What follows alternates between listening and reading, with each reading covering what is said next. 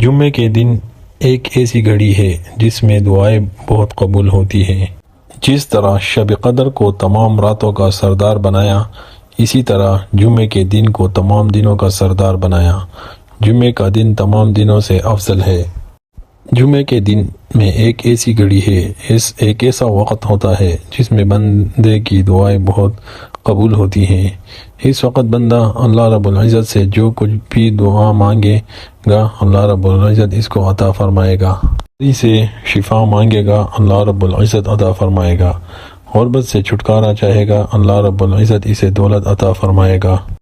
گناہوں سے معافی مانگے گا، اللہ رب العزت اسے مغفرت عطا فرمائے گا۔ اس وقت جو کچھ مانگے گا، اللہ رب العزت اسے عطا فرمائے گا۔ وہ مقبولیت کی گھڑی کب ہے؟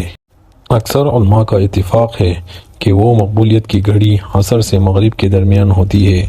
اسی لیے اکثر علماء کرام عصر سے مغرب تک اپنی مسجدوں میں اعتکاف کرتے ہیں، کیونکہ وہ قبولیت کی گھڑی ہے۔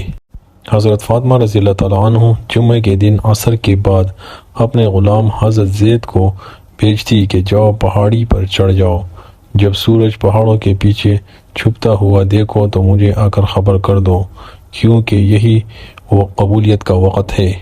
اس لیے اگر آپ چاہتے ہیں کہ آپ کی دعائیں قبول ہوں تو تمام کاموں سے فارغ ہو کر مغرب کی اذان سے کچھ دیر پہلے اپنی جائے نماز پر بیٹھ کر اللہ سے دعا کریں، انشاءاللہ اللہ تعالیٰ ضرور قبول فرمائے گا۔